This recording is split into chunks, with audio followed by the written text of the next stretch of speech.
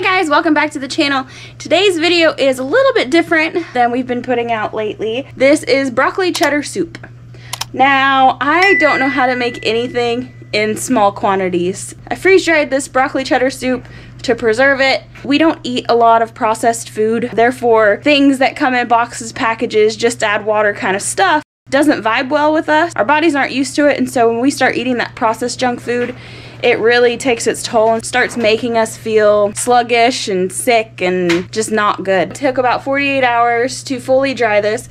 Our family is going to be moving to Arkansas in the springtime of this year, 2024. Part of that journey is getting all of our stuff ready to go, and that includes a lot of freeze-dried food. So we are putting our freeze dryer to work. Over the course of the next couple of months, I will be emptying our deep freezers. I'm going to cook all the meat. You can freeze dry raw meat, but for the simplicity of things, we are going to cook everything before we freeze dry it. One of the main reasons that I'm choosing to do that is because when we move to Arkansas, we're going to be really busy clearing land and working on building our house and developing the land and stuff like that. And so I figure that by having a bunch of pre-cooked meat that just needs to be rehydrated will make for really quick, easy meals without a whole lot of effort. I recently just pulled this out of the freeze dryer, and I'm going to show you what it looks like now. And then I'm going to let you watch me bag it and seal it and put it up and label it and all that jazz.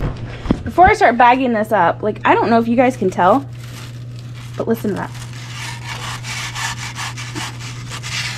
It's so lightweight. It almost feels like styrofoam, kind of. And it's really, I don't know how to explain it exactly. But it kind of crunches like a cracker. You can see the broccoli in there. I don't know how well you can see that on camera, but you can see the chunks of broccoli, like right here. It didn't stick to the pan at all, which is great. There's a company online that sells all kinds of different accessories for freeze dryers and freeze dry trays and stuff like that, and like dividers. It kind of looks a little bit like a grid, and you put it on your tray, and then when you put stuff in there like this, it makes separate little portions. I think I'm going to end up considering buying some of those just because it kind of makes everything a little more even rather than just taking off chunks and however they come off and kind of guessing. But I don't know. We'll see. Maybe that'll be a future video. I've got my oxygen absorbers. Here's some of the Mylar bags that I'm going to be using. Normally I'd use a Sharpie to write on these bags, but I have kids and therefore I cannot find my Sharpie. So fortunately, this box of Mylar bags that I bought on Amazon comes with these little labels. They're super tiny, but I think that I can still write on them. And that way I can get everything marked. Just like anything else, you definitely want to make sure that you mark it well, particularly mark things that are not fully cooked. Freeze-dried food lasts 25 plus years for most of it, so any of it that we don't use can be kept in the pantry for, you know, emergencies or hard times or whatever. The problem is I'm still pretty new at this, and so I don't exactly know how much to put in a bag or how much water to add back to it. I'm gonna do a couple small bags for just like one bowl of soup, and then I think I'll use larger bags for the rest of it. It's all an experiment. So here we are. I've got my chunk in the bowl. I think I'm actually gonna break it up into smaller pieces, kind of maybe, I think it'll rehydrate better if I break it up, but you can see how like powdery it is. It's almost like a really soft crouton.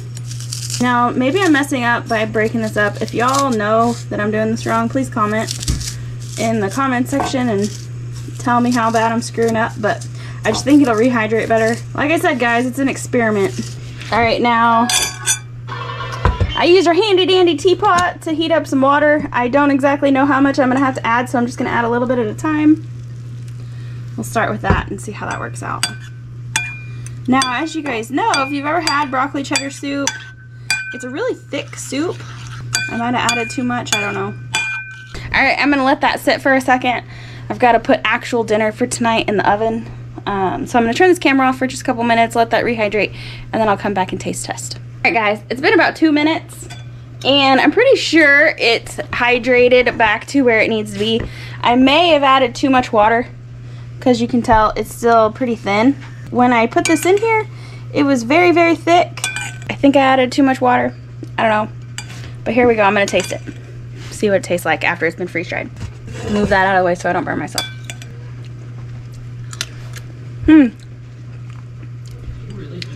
It's actually really good. I don't really feel like it changed much. However, I don't know if it took the salt out of it or if I added too much water and kind of watered it down, but I really feel like it needs a little bit more salt, so I'm going to add that. All right, now we're going to taste it again. See if it tastes better with a little more salt. Okay, I think I added too much salt now. Either way, it made it better. It's really, really good. I think I'm going to let Wiley taste it. It don't look very appetizing. Looks like you put too much water in it or something, a little chunky, nasty looking. Okay, that's broccoli that's chunky, and yes, I think I did add too much water.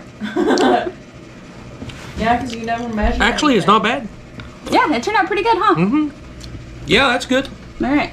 Well, guys, if you like seeing videos like this, please don't forget to like this video, subscribe to the channel, leave a comment, and follow along. Also, if you are interested in our off-grid journey that we are fixing to embark on, please don't forget to follow along. It's going to be very interesting, to say the least. Anyway, if you want to watch more of our videos, please don't forget to check out the playlist over here or the video over here.